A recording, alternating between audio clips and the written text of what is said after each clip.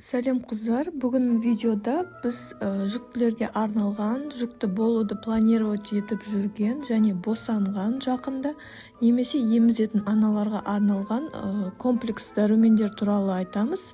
Бұндай дәрумендердің бірі ол Elevit пен Femibion біздің аптекаларда кең таралған дәрумендер, және барлық дәрігерлер осыларды жазып береді барлығымызға. Бірақ мен бұларды қазір мақтамаймын.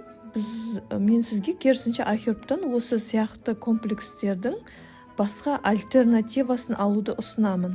Мысалы, мына видеода көріп тұрғандай, мен құрамын осындай деп интернеттен алдым. Бұл жерде магний форме магний оксида деп тұр.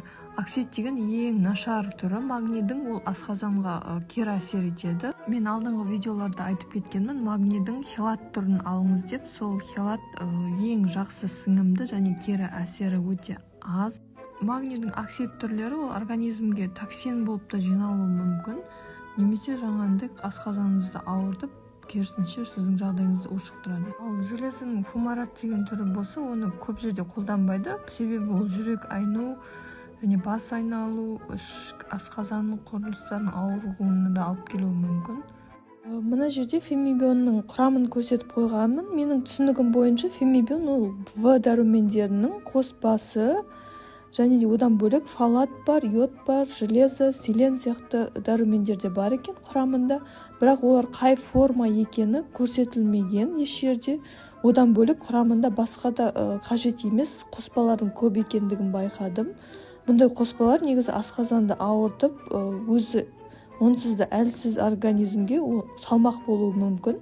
Келесі видеоның жалғасында басқа да осы аптечныйдан бөлек сайттар арқылы заказ беріп алуға болатын өте жақсы дәрумендерді ұсынамын. Бұндай дәрумендер тек iHerb-та емес, және басқа да английский фирмаларда да бар, турецкий фирмалар бар қазір мысалы. Максимально осы дәрумендердің сіздің организміңізге сіңетіндей болғаны жақсы, және асқазаныңызды ауыртпағаны дұрыс, себебі бұл токсикоз белгілеріне қайталап келуі мүмкін. Мысалы, мына видеода көріп отқан дәрумен осы жүктілерге арналған iHerb сайтынан алынған.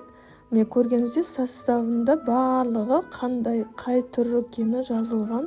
Құрамын жақынырақ танысып қарайтын болсақ, бұл жерде железо мен магний хелат түрі екені көрсетіліп қойған, және басқа да түрлері бар хелат дәрумендер. Бұл хелат деген ең организмге жақын және тез сіңгіш қасиеті бар. Кез келген дәруменді алар бұрын осындай хелат формасын алуға тырысыңыздар. Мен бұл туралы алдыңғы видеоларда да айтқан болатынмын. Мысалы, мына суретте көріп отқандай дәруменнің құрамында қандай жемістер және шөптер, гүлдер қолданғанын жазылған. Онымен бөлек бұл жерде лактобактерия да бар екен. Лактобактерия ол сіздің асқазаныңызға өте пайдалы нәрсе. Жалпы жүктілік кезінде асқазаныңызды реттеп алғаныңыз дұрыс болады. Себебі бала босанғаннан кейін баланың микрофлорасы тікесіздікімен байланысты дәл сіздіңкіндей болып қалыптасады. Ал мына жерде мысалы басқа да дәрумендерді көрсетілген, олар деген осы босанғаннан кейін және босанарға дейін емізетін аналарға да ішуге болады. Бұлар көріп тұрғаныңыздай бағалары әртүрлі, және ішіндегі таблетка дәрумен саны да әртүрлі болады. Мен көптеген таныстарым осы дәрумендерді iHerb сайтынан алып ішкен жүктілік кезінде. Осы комплекстің көмегімен олардың анализдері жақсарып, дефициттері толтырылды, және де токсикоз белгілер басылғанын айтты. Бұл дәрумендерді өзім де жүктілік кезінде ішкенмін. Расымен де жүктілік жеңіл өтті, және де дефициттің барлығы жабылды деп айта аламын. Ал сіздер жүктілік кезінде қандай дәрумен қолданғаныңызды астына комментарийға жазып кетіңіздер. Видео пайдалы болса, лайк басып, подписаться етуді ұмытпаңыздар.